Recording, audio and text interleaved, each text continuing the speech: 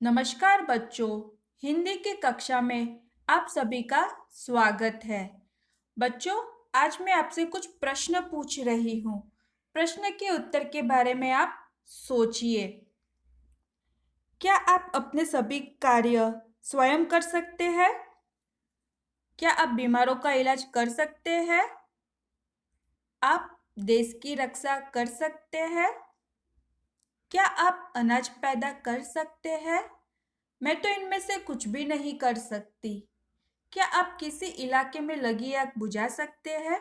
नहीं, इनमें से हम कुछ भी नहीं कर सकते।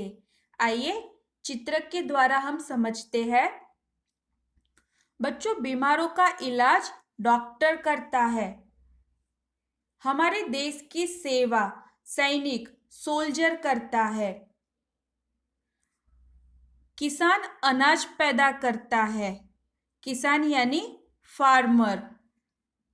और जब भी किसी इलाके में कहीं पर भी आग लगती है तो अग्निशामक दल का कर्मचारी आता है जिसे फायरमैन कहते हैं। बच्चों, कुछ ऐसे और भी सहायकों और भी हेल्परों के बारे में हम पढ़ेंगे। इसी से संबंधित हम अपना अगला पाठ का अभ्यास करेंगे जिसका नाम है पहचानो कौन क्या करता है, पीपल एंड देयर वर्क। पाठ 2, पहचानो कौन क्या करता है, पीपल एंड देयर वर्क। पाठ प्रवेश, इंट्रोडक्शन। हमारी सारी आवश्यकताओं की पूर्ति हम खुद नहीं कर सकते। इसके लिए हमें विभिन्न सहायकों की आवश्यकता होती है। विभिन्न यानी अलग। सहायक शब्द का अर्थ है मददगार। वे हर प्रकार से हमारी सहायता करते हैं। उदाहरण के लिए डॉक्टर, बढ़ई। बढ़ई शब्द का अर्थ है कारपेंटर। मैकेनिक, जुलाहा। जुलाहा शब्द का अर्थ है कपड़ा बुनने वाला। ये सब अपने योगदान से हमारे जीवन को आरामदायक बनाते हैं। इस पाठ में ऐसे कुछ सहायकों का विवरण प्रस्तुत है। आइए बच्चों, पाठ का पठन शुरू करें और कठिन शब्द रेखांकित करें। रेखांकित शब्द का अर्थ है अंडरलाइन करें। ठीक है। मैं इस देश का सैनिक हूँ। सैनिक शब्द का अर्थ है फौजी। मैं अपने देश की रक्षा करता हूँ। रक्षा शब्द का अर्थ है हिफाजत। जब संकट का समय आता है, संकट शब्द का अर्थ है मुसीबत, तो मैं शत्रुओं को हराकर अपने देश की सीमा से बाहर निकाल देता हूँ। शत्रु शब्द का अर्थ है दुश्मन। सीमा शब्द का अर्थ है सरहद या बॉर्डर। मैं देश की सीमा पर ही उपस्थित नहीं रहता। उपस्थित यानी मौजूद। बल्कि जब देश के किसी कोने में बाढ़, बाढ़ शब्द का अर्थ है ज्यादा बारिश होने से चारों तरफ पानी भर जाना। भूकंप, भूकंप शब्द का अर्थ है धरती के अंदर कंपन होना, उथल पुथल मचना। या कोई अन्य विपदा। विपदा शब्द का अर्थ है मुसीबत। विपदा आती है तो देशवासियों के काम आता हूँ और उनके जान माल की रक्षा करता हूँ। जान माल, जान शब्द का अर्थ होता है प्राण और माल शब्द का अर्थ होता है जो भी हमारा घर है या कोई इमारत है या कोई प्रॉपर्टी है, हाँ, उनकी रक्षा करना।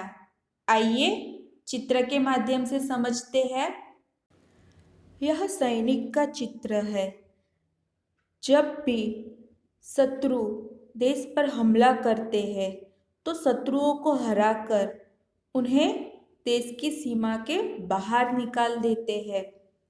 सैनिक केवल सरहद पर ही उपस्थित नहीं होते हैं।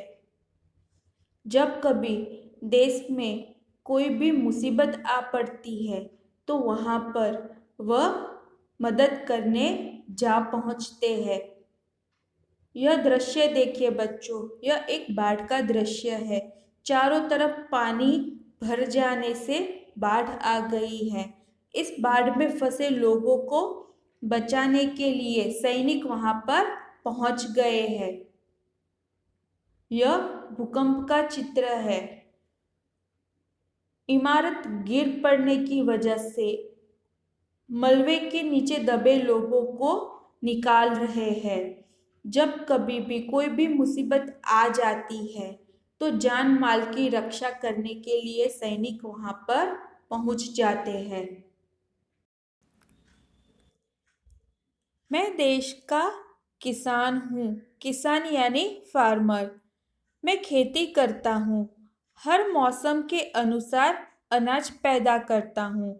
मौसम शब्द का अर्थ है ऋतु या सीजन। मैं अपने खेतों में गेहूँ, चावल, चना, दाल, ईख आदि फसल उगाता हूँ। फसल उगाना शब्द का अर्थ है खेती करना। तथा साग सब्जियाँ भी पैदा करता हूँ।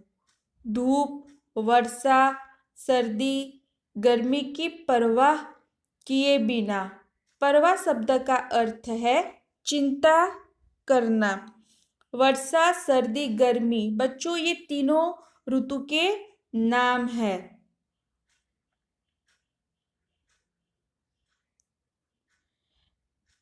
मैं खेतों में मेहनत करता हूँ। मेहनत शब्द का अर्थ है बहुत काम करना। दिन भर काम करता हूँ और शाम को मनोरंजन के लिए गाने बजाने में भी शामिल होता हूँ। मनोरंजन शब्द का अर्थ है मन को खुश करना, एंटरटेनमेंट। यह देखिए बच्चों, एक किसान का चित्र है।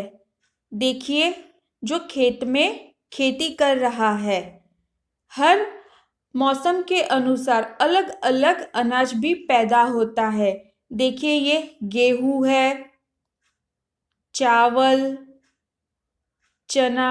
देखो बच्चों, खेत में चना कुछ इस प्रकार का दिखता है। दाल, ईख।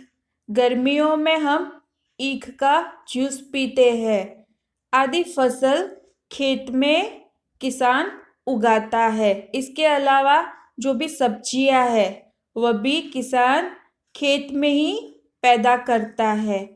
चाहे कोई भी ऋतु हो, जैसे कि गर्मी हो या बरसात का मौसम हो, वो किसी भी ऋतु की परवाह किए बगैर खूब मेहनत से काम करता है। और जब वो दिन भर काम करके शाम को वापस आता है घर, तो वह मनोरंजन भी करता है। मनोरंजन यानी कि अपना मन भी बहलाता है, गाने बजाने में शामिल भी होता है।